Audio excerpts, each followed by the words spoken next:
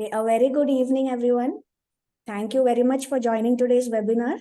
And we are really glad that you're interested to know more about the PhD program at IIM Udaipur. So today we are going to give you an overview of what the PhD program is at IIM Udaipur. And as you can see, our PhD program is actually about transforming students into global scholars. So our applications are currently open, and the application window would be closing on Feb 9th. So you still have a lot of time to prepare your application for the program. So before we get into the webinar, I thought I'll just introduce the panelists that we have here today. Right, so we have three of us here today. We have Professor Ashok Banerjee. He is the director of IIM Udaipur. And he's also a professor in the finance area. And he comes with a lot of experience in this space. And he has been really supporting and helping the PhD program to really grow over the last few years. And I am Professor Tanvi Gupta, and I am currently the PhD program chairperson. And I'm also an associate professor of marketing here. And we also have Miss Ria Wadhwani. So she is a PhD candidate in the marketing area. So Ria is right now in her third year in the program. So I think she will be one of the best persons to give you a perspective, because she is not like very new to into the program. Neither is she like a very old student. So she's right in the middle of the program. So she will give you a good perspective from the students' side. And as we are presenting about the program, if you have any questions, please feel free to type in your questions in the Q&A box inside Zoom. And we will be discussing the Q&As at the end. So we will present for around maybe 25-30 minutes. And after that, we will be answering your questions and any queries that you might have. So we'll try our best to answer all the questions that you have. But in case if there is some question which the three of us might not have an answer to right now, we will get back to you over email. And you are free to also reach out to the PhD admissions office. So we'll share the contact details as well. So I would like to request Professor Ashok Banerjee to just introduce about the program to all of us. Thank you, Tanvi, and good evening to all of you. I can see that people are still joining. There are about 40 participants now, and I'm sure as we progress, and it's just 3 minutes past 5, so I'm sure more people are joining. They're on the queue. So just for those who joined late, just to reiterate what Professor Tanvi mentioned, that we are eager to welcome you to this program, and there is a deadline by which one has to submit the applications. Now, I'm going to talk about why should you look for a PhD program at IIM Udaipur. Because most of the IIMs have a PhD program. Universities have PhD program, and there you can do on management. Then why Udaipur over others? Of course, all of us have a vested interest. We want to see bright minds, people who aspire to be a learner and also a faculty in future. We want them to join our program vis-a-vis other programs. But that apart, there are very compelling reasons for which you need to look at our program very seriously and join in our PhD programs. First of all, IIM Udaipur is a young institution. It is in its second decade, 11-12 years of existence. Our PhD program is even younger. Our PhD program started, I think, in 2016. So it's about 6-7 years. But in this period, if you look at the research outcome, the publication of our faculty in the last 6-7 years, it has been really phenomenal by any standard, but more particularly by Indian standard. And we have a very strict list of journals. And it is only when a faculty member of IIM Udaipur publishes on those journals, we recognize them, acknowledge them, and incentivize them. So in our faculty cohort, we have roughly about 50 faculty members across areas. many of them, more than 50% of those faculty members are publishing in these top quality journals. So first advantage you will have is you can interact directly with those faculty members while you are in this program. And 90% of our faculty members actually stay on campus. So they are available even beyond, the class hours. You will find them in the campus, in the academic block, anytime that you like.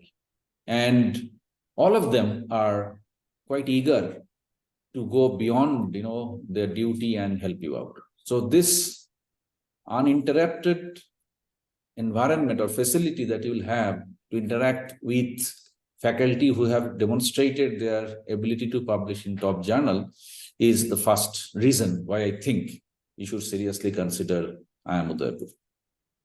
Secondly, earlier I was with IIM Calcutta, and at IIM Calcutta, great program, but there, the first year course that a PhD student has to go through is the entire MBA course. So whether you want to do a particular course or not, suppose you want to do PhD in area X, so you don't want to take course Y, but you have to take if it is offered in the first year. So first year is pretty much same, and most of the students sit with MBA students. And that is sometimes a dampener for the students. So here what we do, our entire coursework, first year plus second year, is separate. We have a separate coursework for PhD students. Maybe for one course or two courses, just to brush up your skill, you may be asked to sit through a class of MBA, but that is minimum, minor. Most of your essential courses are separately offered by the PhD office. So therefore, there is a separation from the MBA curriculum and MBA students. That is another advantage. You have a lot of flexibility. You don't need to do too many courses, but you need to do courses which are essential to make you ready for thesis. Third, once you clear your courses and clear the comprehensive, then we say you are ready for thesis. That means your real PhD journey starts from that year. And there we provide you a lot of facilities and opportunities, some of which may not be available in other institutions. I'm not saying all, but some of which may not be available. So traditionally, what you get everywhere, is your institute sponsors your participation in conferences, national, international. We also do that. But beyond which, we offer you something which is, I would say, unique, which is that we have a scheme recently launched called a semester abroad program. So in that scheme, you may have an opportunity to participate if you really do well. And that scheme involves, you can spend a longer term, maybe 4 months, 5 months in a university abroad or a business school abroad, work with a faculty there, which will expedite your quality of research, improve the quality of research, and expedite your entire thesis process. It is fully funded by the institute. As you know, that if you want to spend 4 or 5 months abroad, it's quite costly affair, but we want our students to get the best experiences. And that's why we have added that to the program. There are some more good news also, but that I think Tanvi and others will say. So 3 things why you should seriously consider joining IIM Udaipur: interacting with faculty, a separate curriculum track, and third, the facilities or the research ecosystem that you get at Udaipur, which you may not get elsewhere. So welcome, and I hope that you will apply to our program. Over to Tanvi. Thanks a lot, Professor Banerjee. So Professor Banerjee has given you a very good overview of the unique advantages of the PhD program at IIM Udaipur. So I will give you some more details on the specifics of this program. Yeah, so first of all, I mean, the question is, who is this PhD program for? Right. So from when we have been advertising about this program, I have been receiving a lot of queries on social media and other platforms about, is this PhD program relevant for someone like me? So I would just like to clarify that if you are doubtful about whether doing a PhD is a right thing for you or not, for doing a PhD at IIM Udaipur, I would just like to clarify that if you are interested in building a career in academia, that is, after finishing PhD, you want to join as an assistant professor at any of the top B schools in India or outside India, then PhD is a good program for you. If you are looking for a corporate job or a career as a consultant, I would recommend you to look for other options and maybe not a PhD, because it's a full-time 5-year program.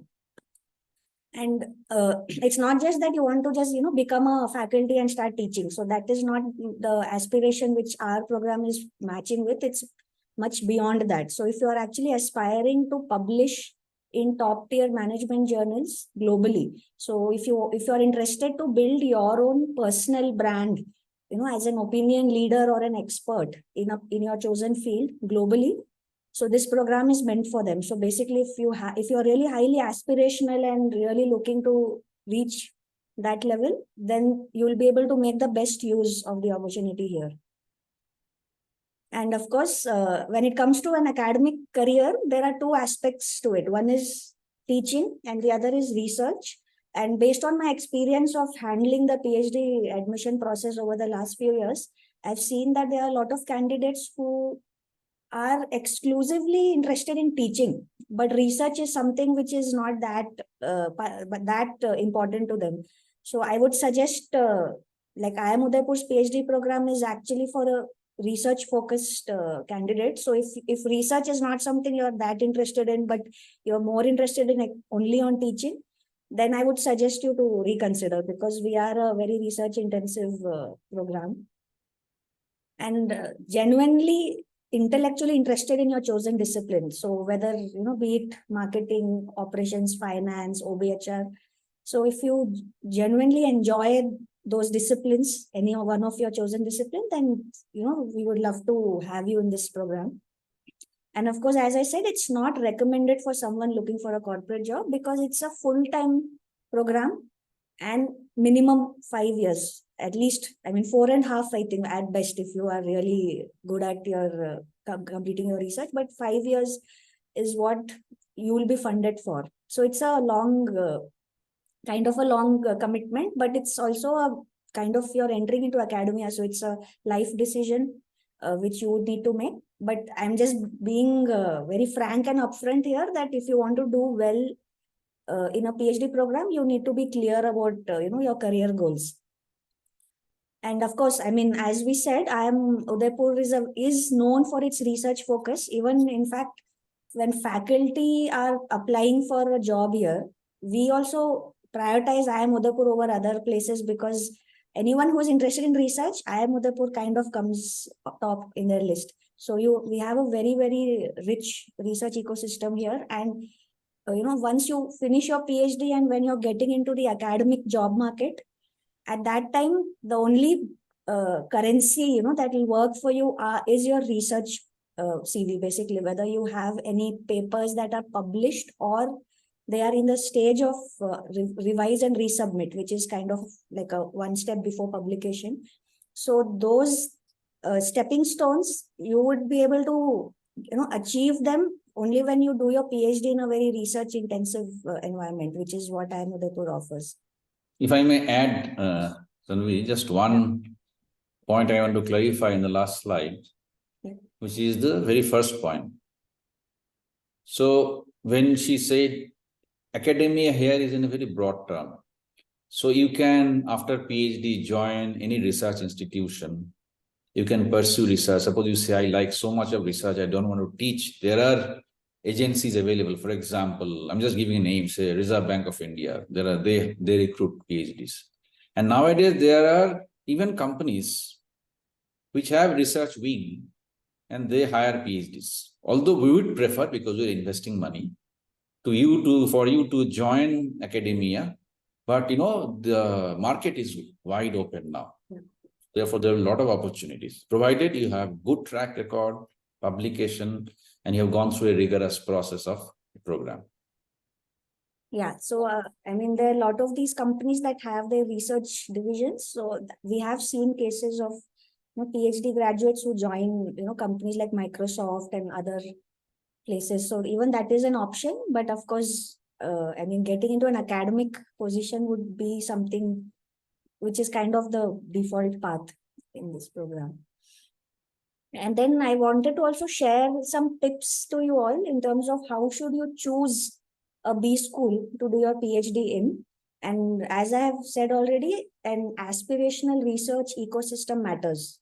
So first point I would like to make is that if you're choosing a B school to do your PhD in, then please don't look at MBA rankings, right? So if you're searching for a B school to do your MBA, then look at MBA rankings. But if you're looking for a B school to do your PhD, then I would recommend you to not to look at MBA rankings, but to look at research rankings, right? And when we look at research rankings, IIM Udaipur is ranked as of now number 4 in India, and this ranking is based on the UT Dallas list, where it is basically UT Dallas are the top 24 management journals in the entire world. And the number of publications that different schools have in those list of the top 24 journals in management, based on that, this ranking is calculated. So this ranking actually is a measure of the quality of research that happens. So it's not about the quantity of research. So again, it's basically you will need to prioritize whether you're looking for a for an ecosystem which focuses on quality over quantity of research, right? So IIM Udaipur is like focuses on quality. So I mean, you might be aware, but there is this UT Dallas 24 and Financial Times 50, UTD 24 and FT 50 journals, which are like the hallmark of the top quality research in management. So if you go online, you will get a list of what these journals are.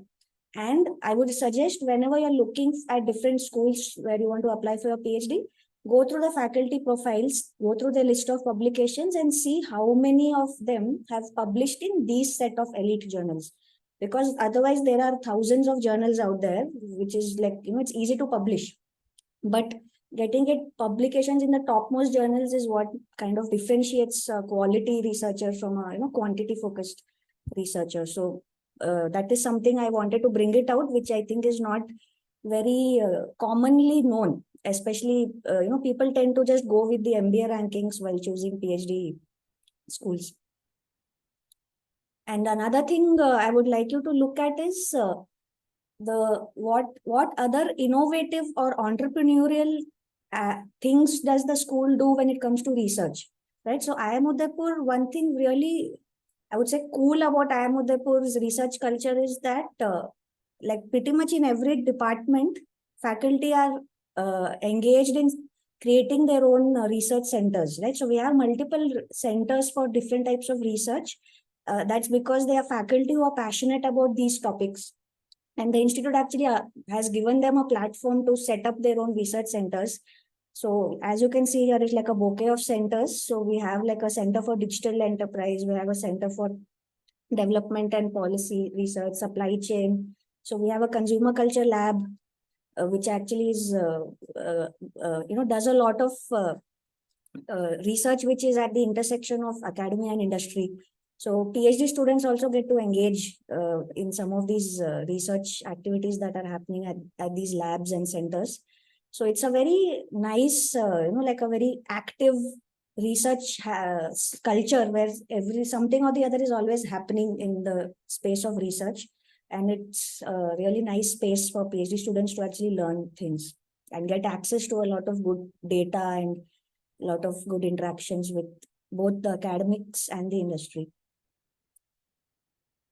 And the third suggestion I would give is that when you're doing a PhD, right, one thing is the institute, the brand of the institute that matters, but at the end of the day, it is about your personal brand. You as an individual, how have you done your research well, and whether you have got a revise and resubmit or a publication. And that is possible only based on the guidance and the hand holding and the support that you will get from the individual faculty that you'll be working with. So you might have like a very big banner school, but if the faculty, the faculty members in that school, the research that they are working on, if that doesn't match with what you are interested in, then at the end of the day, it doesn't work out. So whenever you are choosing a school, I would suggest go to the website. I mean, of course, you can check IIM Udaipur's website, but any other school also. Basically, go to the website, go to the section where they have explained the type of research that the faculty is doing. So every good school will have a list of their faculty on their website, giving details about their research and publications. So go through that and identify, at least a set of faculty who you think matches with your areas of interest. So this is like a basic research, which I think an applicant should do before you apply to any school.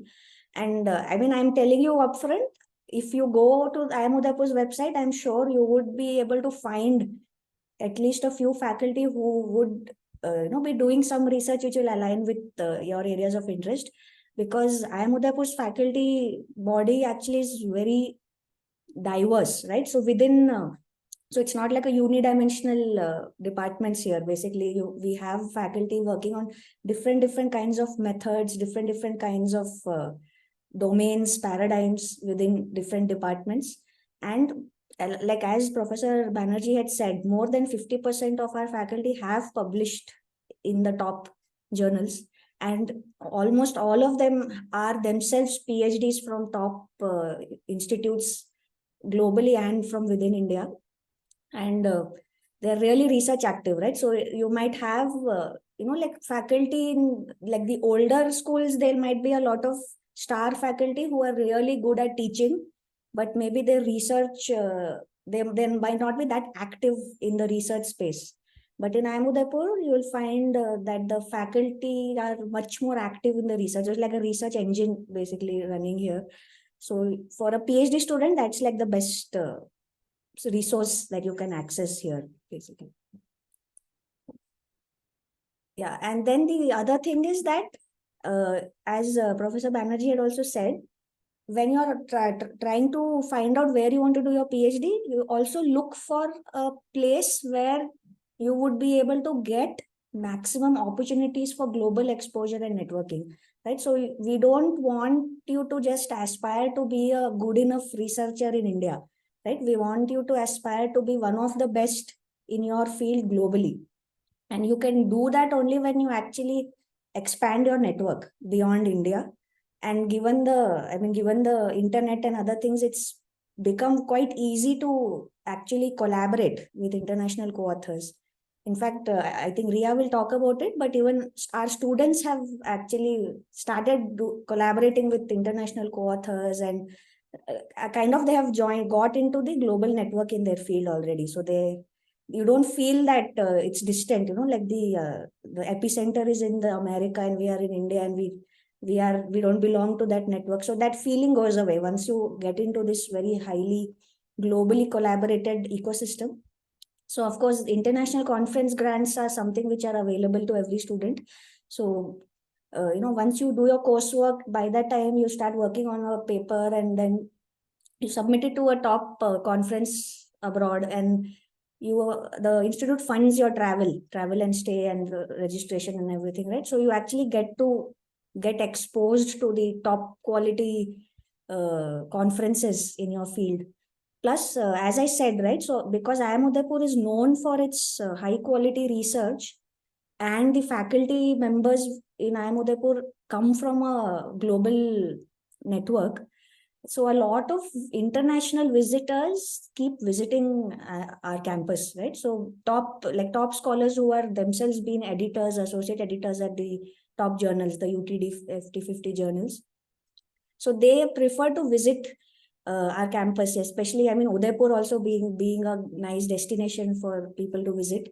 So they keep visiting campus, and during their visit, they have a good one-on-one interaction with the PhD students. So our PhD students also reap the benefits of this, the visitors who come in here, and also end up, collaborating on papers. Like, when you have more and more conversations, that's when projects start, right? So So there is always someone or the other visiting campus here. And as Professor Banerjee mentioned, there is this new scheme that we are going to launch, which is going to be launched from this upcoming academic year. It is the semester abroad scheme, which is a merit-based scholarship, in which we will be sponsoring students to go and spend like one semester abroad and work with international faculty of high repute. So of course, this is again giving people more exposure to work with the global, the best people in the world, and to work under them, learn from them. So not just working with a faculty abroad, but when you actually spend time in a top university globally, you actually just build your own peer network there and just understand the ecosystem, how it works. So there is something called tacit knowledge.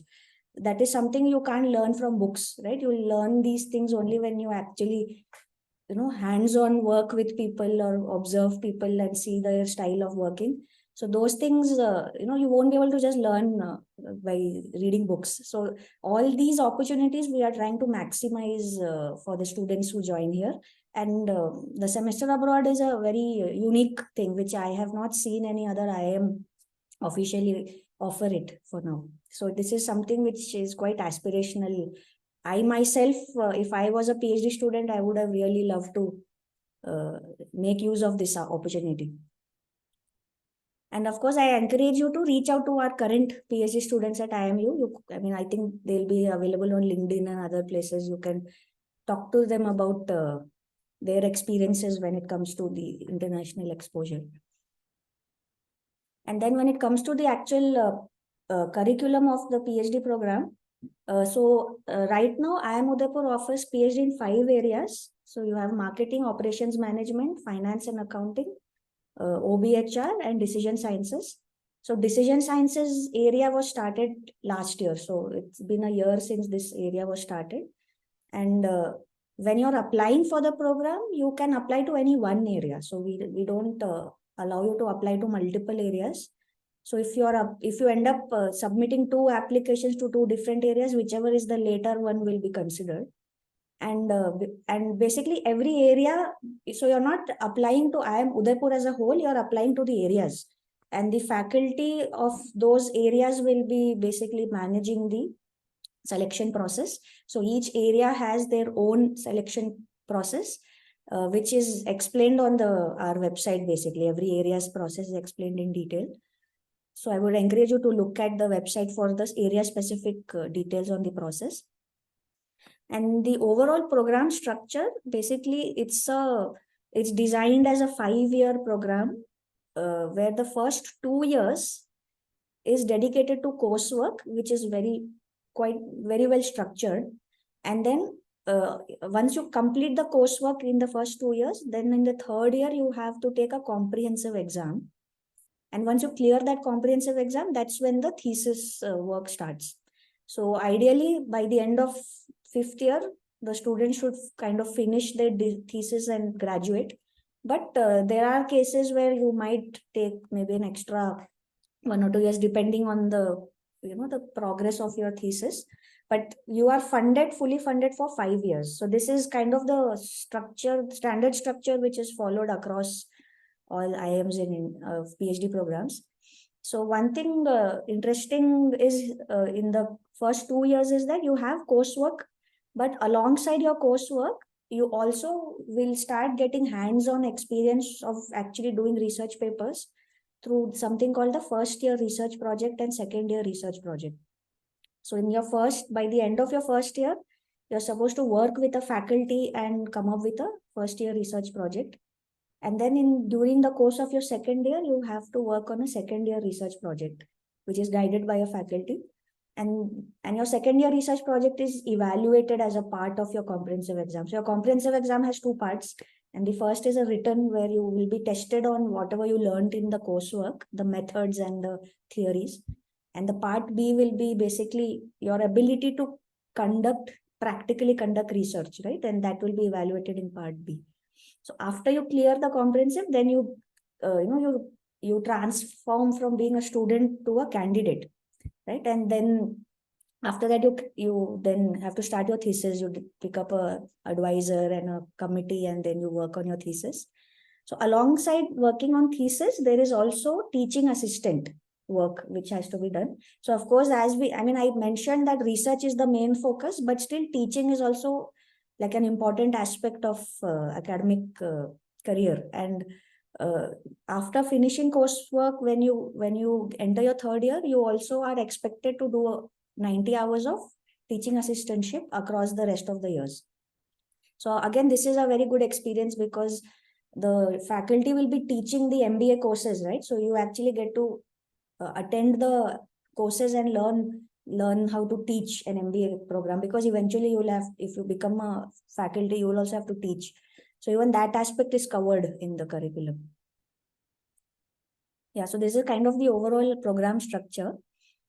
And then, this is just a indicative list of the kind of courses that are provided during the first 2 years of coursework. And as you can see, almost all of these courseworks are very exclusively designed for a PhD program. So these are not, like introductory courses which are there, which are or practitioner-oriented courses which are taught in MBA. These are very going in depth into the theoretical aspects of all these topics, and there are a lot of methodological courses as well. And I would be glad to say that IIM Udaipur, actually, because of the diversity of our faculty, even the coursework that we offer is very diverse. Like, it covers a lot of different paradigms and different theoretical and methodological perspectives, which I would say in a lot of other IIMs, it's not there. Like, in a lot of other IIMs, it's a bit unidimensional. For example, in a lot, IIM Udaipur is pretty much the only IIM which offers qualitative methods in marketing, for example, right? But most of the other IIMs are quant focused. So you have like a good diverse range of courses.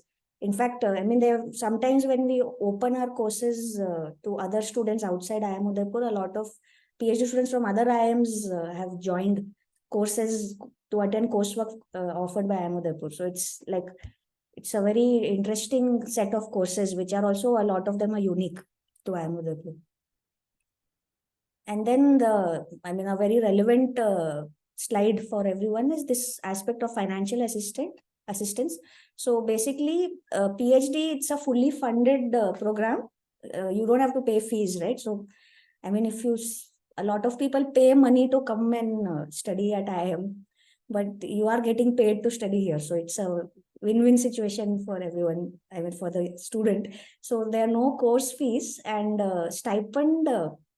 So this is like a new news for everyone. So our stipend, we pay every month, you will be paid stipend for up to 5 years, and the starting stipend is 37,000 per month. It was 30,000 till last year. If you go, our website currently might show it as 30,000. So just a week back, it has been revised. So it is 37,000 per month, which is, I would say, is one of the highest if you look at the stipends that are paid across other IIMs, one of the top three. And so for first 2 years, 37,000 per month. And once you clear your comprehensive exam, then you get an increment, and then it becomes 40. And after your comprehensive exam, when you're working on your thesis, there is a milestone where you'll have to defend your thesis proposal, basically. So it might take around a year after you clear your comprehensive exam, where you have finalized what your thesis will be about, and you have collected some preliminary data, and you have a plan of action for the rest of the research. So when that defense happens, then you get another increment of 4,000, it becomes 44,000 per month. And in addition to the stipend, you also separately have access to grants. So your conference grant, so national conference grant, basically 1 lakh, which you can spend in that entire duration of 5 years. And international conference grant, which is of 2 lakh. And so this international conference grant will help you to fund one international travel. But we also have an option of another second additional conference travel grant for students who are really, have actually worked hard and got a FT50 journal publication by working with a faculty during their PhD journey. So that is also available to reward students based on merit. So in addition to conference grants, for your day-to-day research related expenses also, you will have access to grants. So when you join, you will be given an allowance to buy your own laptop. And every year you're given a contingency grant. So contingency grant basically is to cover any research related, work related expenses when you're buying any hardware, software, books and other things, right? And in addition to that, we also provide a research fund, which is specifically for data collection expenses when you're actually working on your thesis. So these are like, there's a lot of resources, that are available for you to use. So as a student, it's up to you to make the best use of those resources to come up with a really good research output, right? So it's more like an entrepreneurial journey. You are given these funds and it's up to you how you, convert this into gold in the sense of a research publication. And in terms of accommodation, again, as of now, we give hostel accommodation is available. Single occupancy, air-conditioned hostel rooms are provided to every student. But for students who are married and they need to live with their family, so as of now, married students are living off campus and we are paying them 10,000 per month additionally as a rental subsidy to cover the rental expenses in the city, which is good to cover the rentals in Udaipur. But there is a married hostel which is right now under planning for construction, because our campus is like in the different phases of construction. So the married hostel is like already approved and the construction is going to start soon. So hopefully, like if you join, maybe initially 1 year you might have to stay outside, and then the hostel will be ready, and then you can move in with your family on campus. So, and then of course, as we said already about the fully funded semester abroad program. So if you have to, go and spend like four months in US at a top school, like a Stanford or a top school in US, the institute will fund the travel, the stay, the insurance, and the living expenses. So the institute will be able to fund that. But this is merit based, so it's not that every student who joins the program is sent for this program. So it will be merit based, and this is something which we have just introduced, and it will apply from the next academic year onwards. But it's a very useful thing for students who are interested to build their network globally. Yeah. And also I thought of just giving you an update on the placements. So as Professor Banerjee had said, our program had started in 2016, right? So it's not a very old program. And as you know, it takes like five years plus for students to finish and graduate.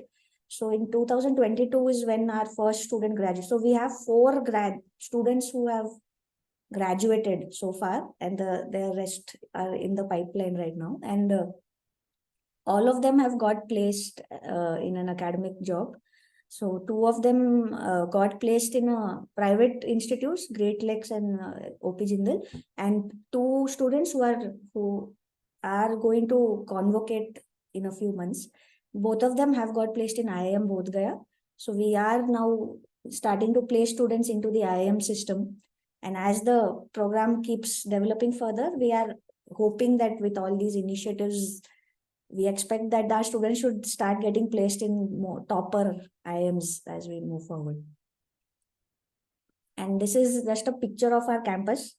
And you should come to campus and experience it to see how, as I said, people generally pay money to live in a place like this. It's like it's like a resort. You're literally living in the middle of Aravalli Hills in Udaipur, but you will get paid to stay here, right? So it's a nice, you'll be spending half a decade of your life on this campus. So it's a very beautiful place. So I think Ria will talk more about her experience of living on this campus.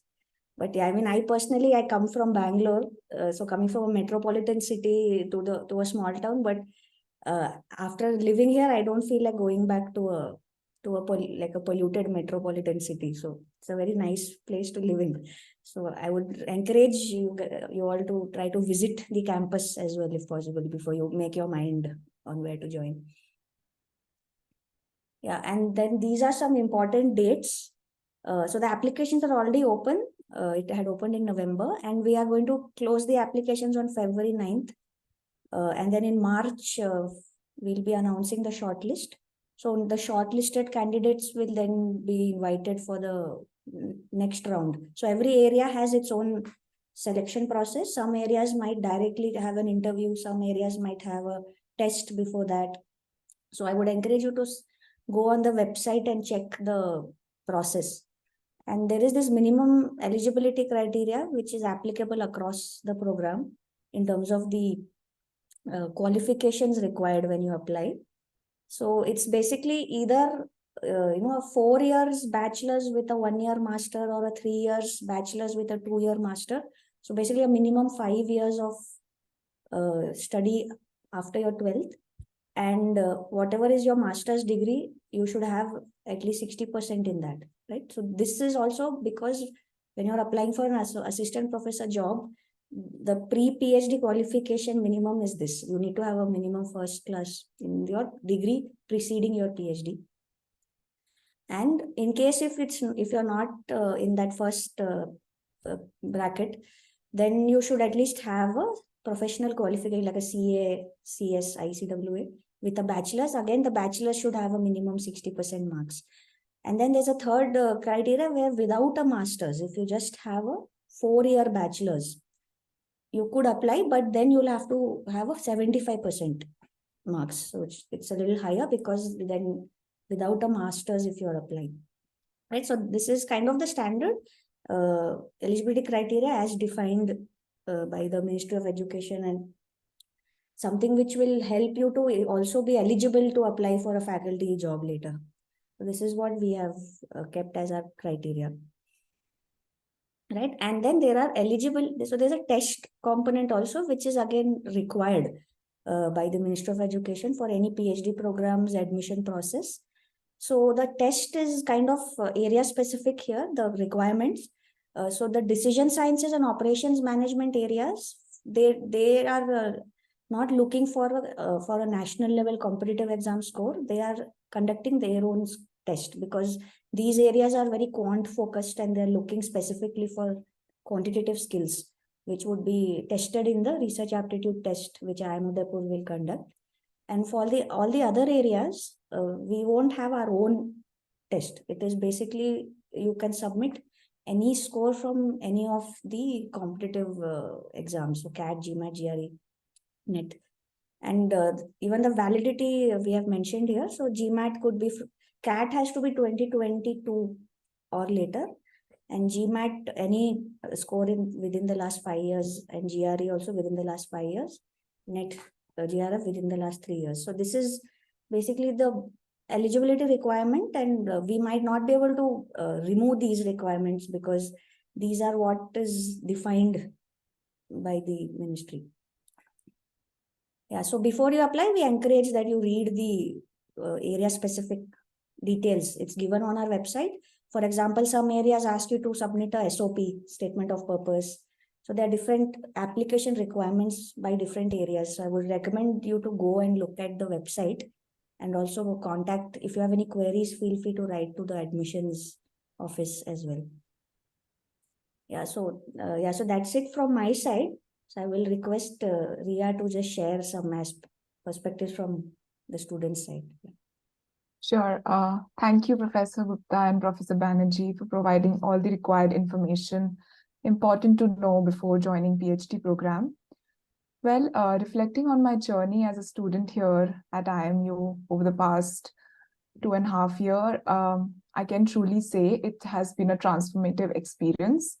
I initially arrived with a keen interest in research, and IIMU has not only nurtured that interest, but also instilled in me the passion, potential, and confidence required to forge ahead in this academic journey. Engaging in research demands the development of not only methodological and theoretical skills, but also the ability to effectively understand and communicate one's work. In addressing these needs, I found that the personalized and student-driven nature of PhD classes at IIMU has been instrumental. Interactive sessions foster learning environment that contributes to the growth of faculty and students alike. Even the assignments related to specific courses are designed in such a way that you get a hands-on experience promoting self-reliance and idea generation, data collection, analysis, communication of the results. The support from faculty extends beyond the boundaries of the classroom. Faculty members serve not only as educators, but as mentors, guides, and collaborators in our research journey. And I am currently working with IIMU faculty members in 3 of the projects. Beyond faculty support, the Institute's R&D department organizes regular seminars inviting speakers from foreign institutes to share their research work.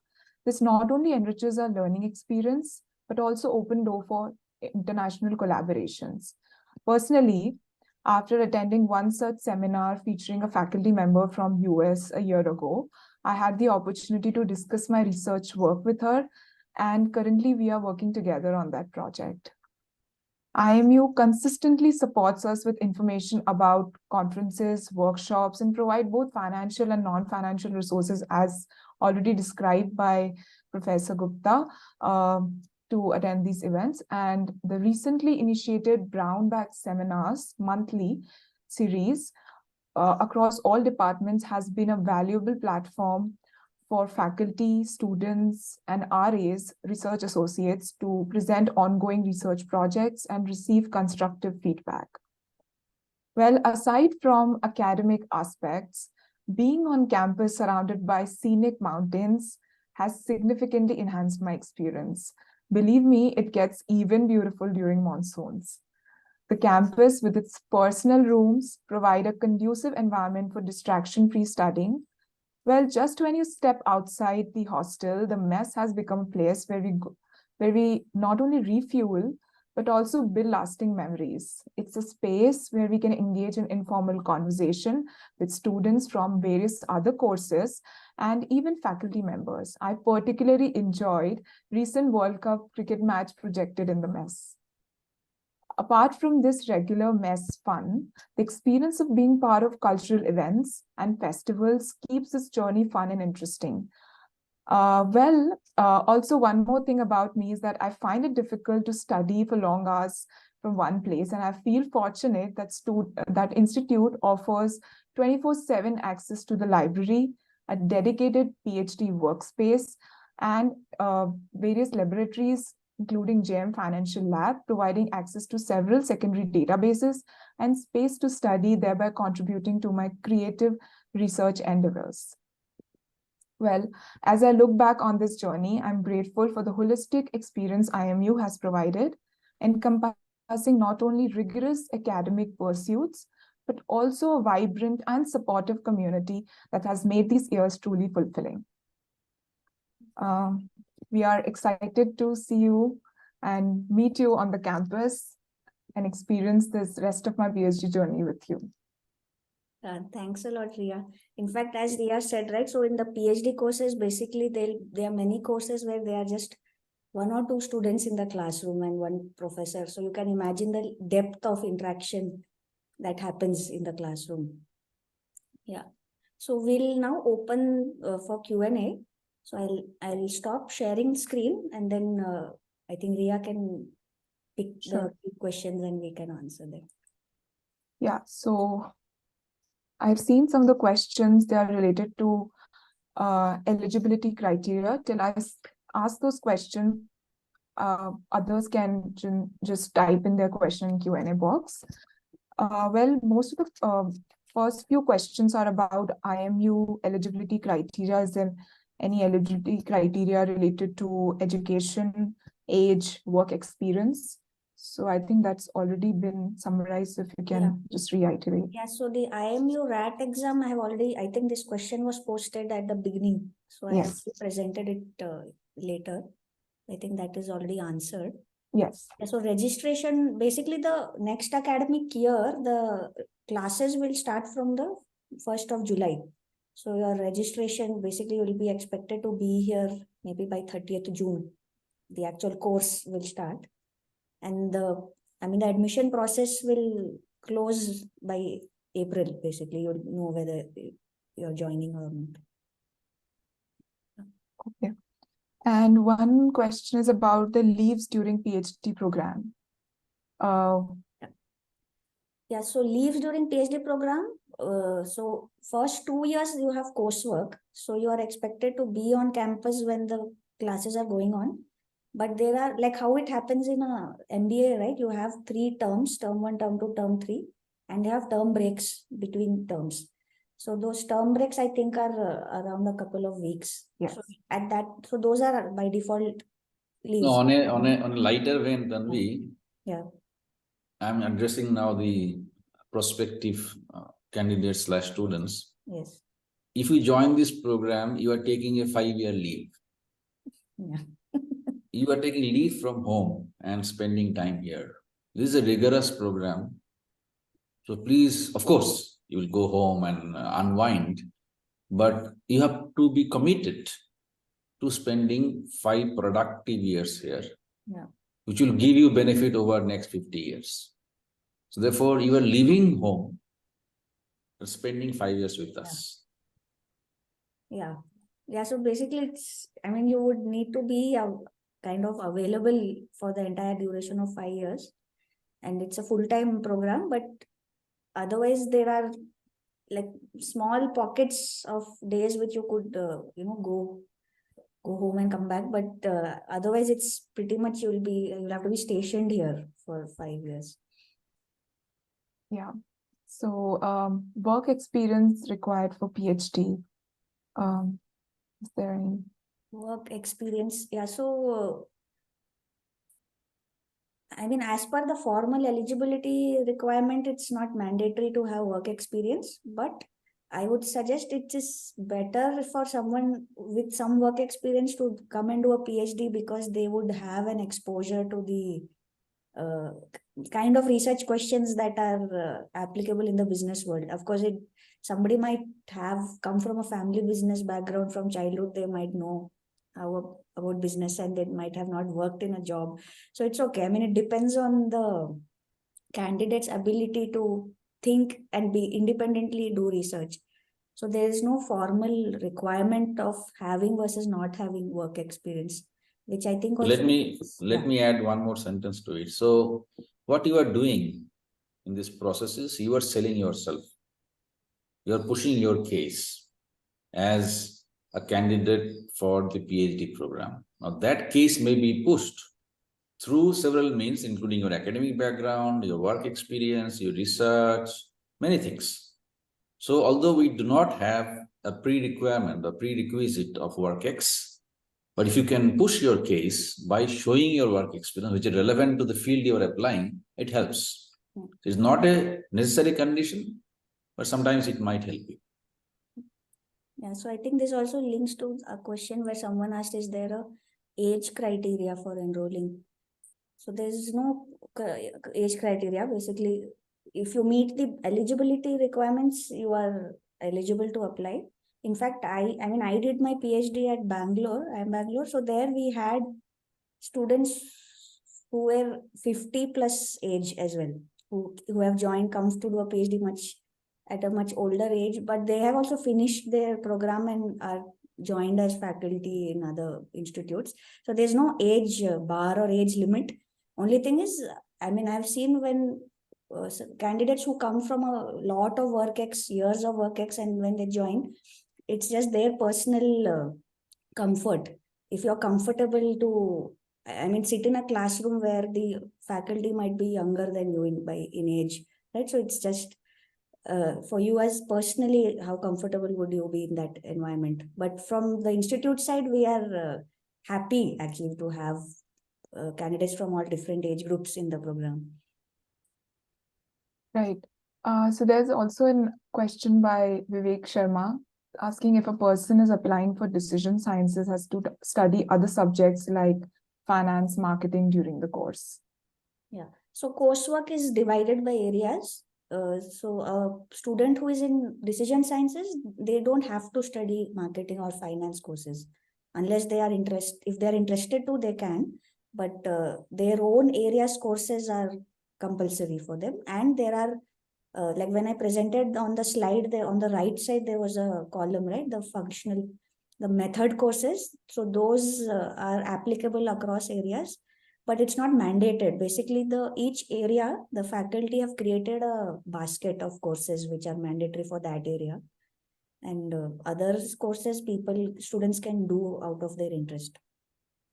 Yes, exactly. We have the flexibility to attend the courses as per our interest, but yeah, otherwise our courses are strictly divided across departments. There's also a question in terms of by a person who's saying that PhD, he's already doing a PhD from Central University. So is there any process of migration? Yeah, so no, so if they are applying here, they'll have to start as a fresh student, fresh candidate. So we don't have a migration process for PhD. There's one more question related to a couple of points about statement of purpose. Is there any requirement of research proposal for applying for the course? Yeah, so research proposal is not required. I think on our website, we have listed research proposal as one of the things, but it's optional. So, and SOP is mandatory for marketing and OBHR area.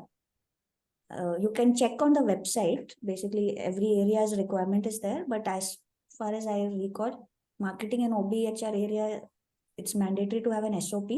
Research proposal, I don't think is mandatory in any area. I mean, if you already have a proposal, it's good if you want to just upload it, but it's not mandatory.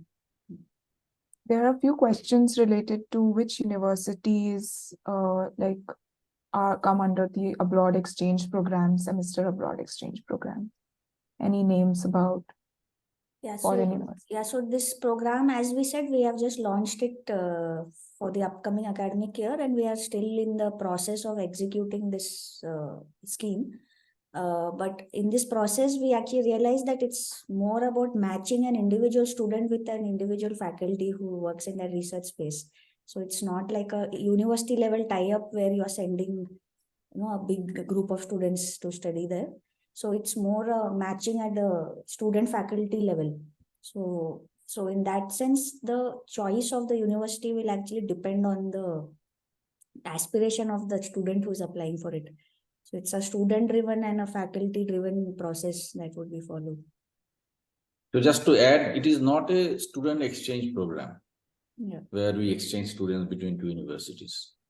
It is much more customized to suit the need of a particular student. So your universe, the size is, canvas is wide open. And if we find that you are doing work in a particular area and there is a university where there are great faculty and you have already established a contact, you can go there. We don't have a pre-approved list. Right. How IIMU give 10,000 accommodation to married student? Is it included in stipend or sent separately? It's separate. So 37 the stipend plus 10,000 as the rental subsidy.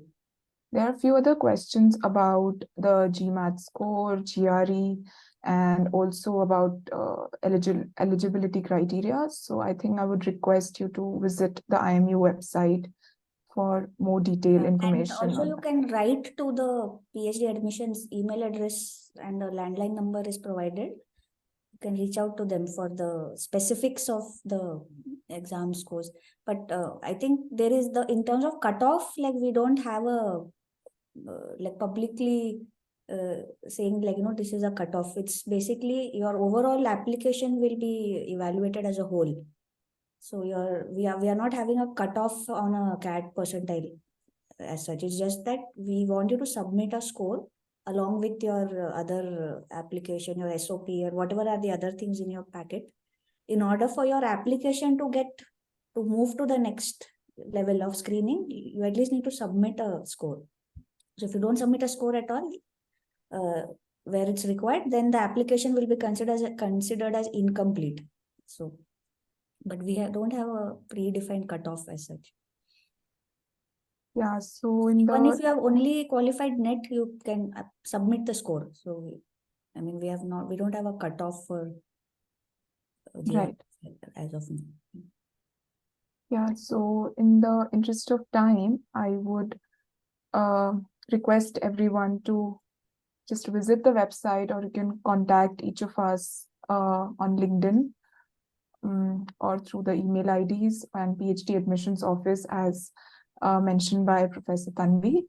And thank you all for... Yes, and I also wanted to mention that in the last week of Jan, we are going to also conduct area-specific webinars.